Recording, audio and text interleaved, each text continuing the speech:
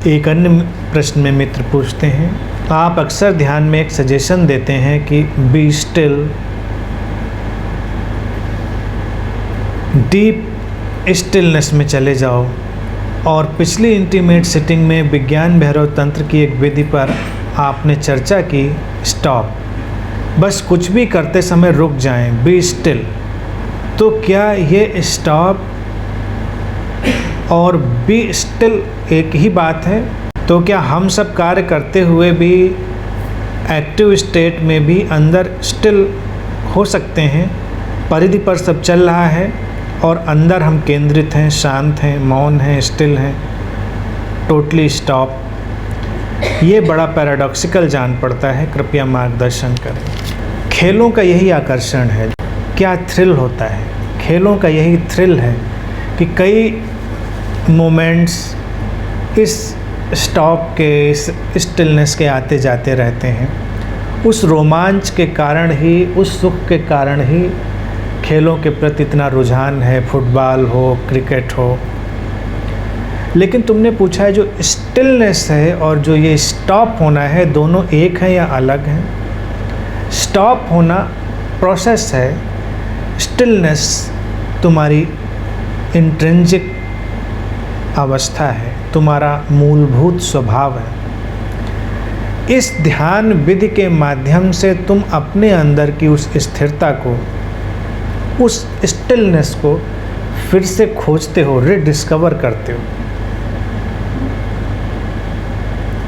Stillness है भीतर, लेकिन हम अपनी गतिविधियों में इतने खोए हुए हैं, शरीर और मन की हलचल में इतने हम खोए हुए हैं कि उसको नहीं जान पाते।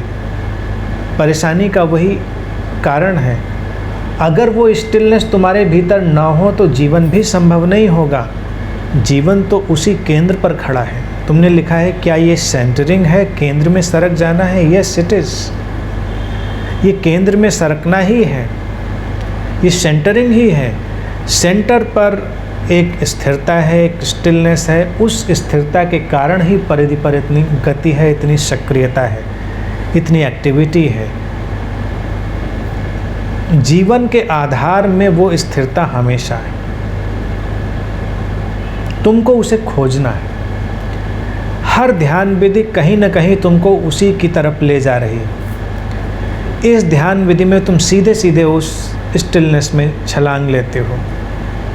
शरीर और मन का रुकना तुम्हें अंदर की उस झलक को देता है जहाँ पर सब हमेशा से ठहरा हुआ था। जैसे सागर की सतह पर तमाम लहरें उठ रही हैं, लेकिन अंदर गहराई में सागर तो स्थिर है। अब जब सतह पर हलचल है तो तुम सागर की उस स्थिरता को, स्टिलनेस को देख नहीं पाते। तुम एज्यूम करते हो, चूँकि पता है सबको कि अंदर स्थिर होता है, इसलिए तुम मान लेते हो कि स्थिर होता है। लेकिन तुम्हारे लिए एक एजम्पशन ही है, क्योंकि तुमने अभी अंदर जाके नहीं देखा है कि वो स्थिर है कि नहीं। लोग कहते हैं तो मान लेते हैं, अंदर जाए, हो सकता है अंदर भी लहरें चल रही हो, हू नोज, कौन जानता है। अंदर जाके देखना पड़ेगा।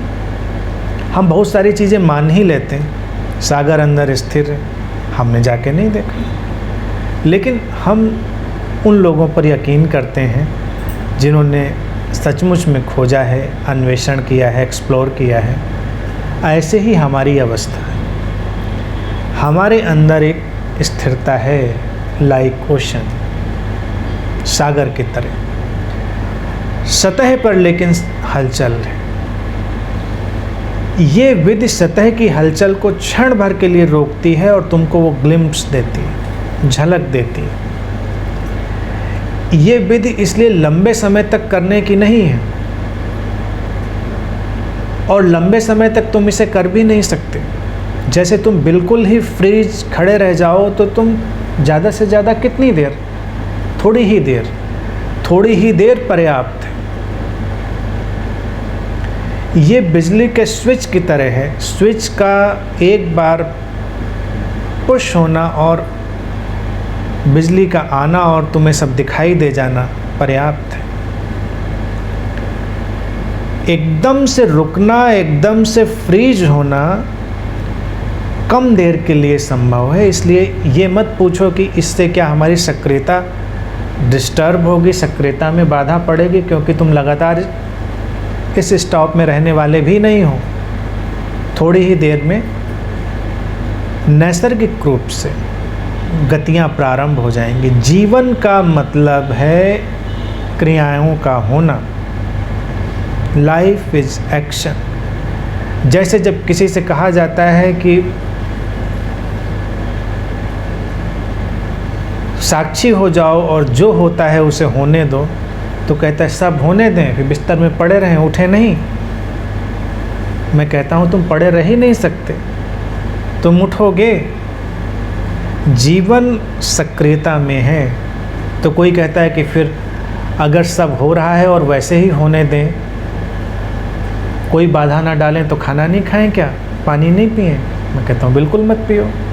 थोड़ी देर में वो बिंदु आएगा जब तुम पानी भी पियोगे, थोड़ी देर में वो बिंदु आएगा जब तुम खाना भी खाओगे। Life is action. जीवन गति है, तुम उसमें कुछ भी कर नहीं सकते। शरीर में गति चल रही, लगातार खून बहे चला जा रहा है। तुम झोले की तरह थोड़े ही बैठे हो, इसके अंदर खून भरा हुआ है। ये कोई टेट्रा पैक नहीं है शरीर की जिसमें बस खून भरा हुआ है।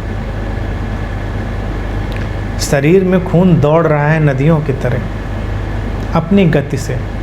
पूरी फैक्ट्री लगी हुई है, तरह तरह की गतिविधियां चल रही हैं। एक्शन विधि कई बार तुमको उस चीज़ को तोड़ने का एक काम करती है जो लगातार चली आ रही है। ये तो है ही, क्रियाएं तो हैं ही, लेकिन उन क्रियाओं को थोड़ी देर के लिए रोकना तुमको झलक देता है।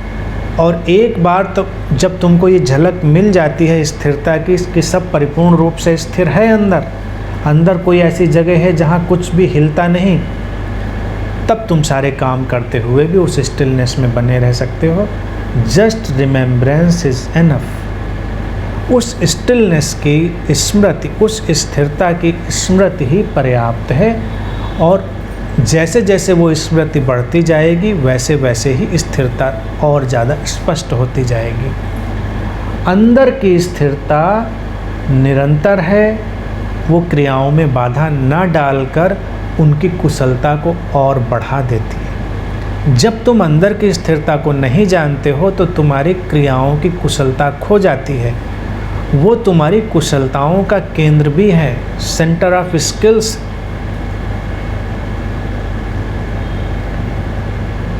तो अगर तुम उस स्थिर बिंदु को, केंद्र को इस स्टॉप मेडिटेशन के माध्यम से एक बार देख लेते हो, तो वो तुम्हारा हमेशा का संगी साथी बन जाता है।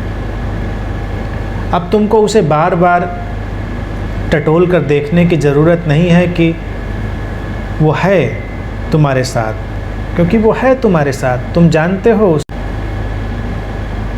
ये विधि दो तलों पर है।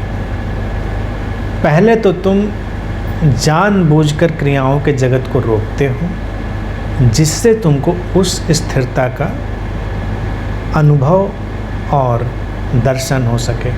इसलिए stopping is the process and stillness is your nature, and it is returning to your nature, returning to the source, returning to the centre.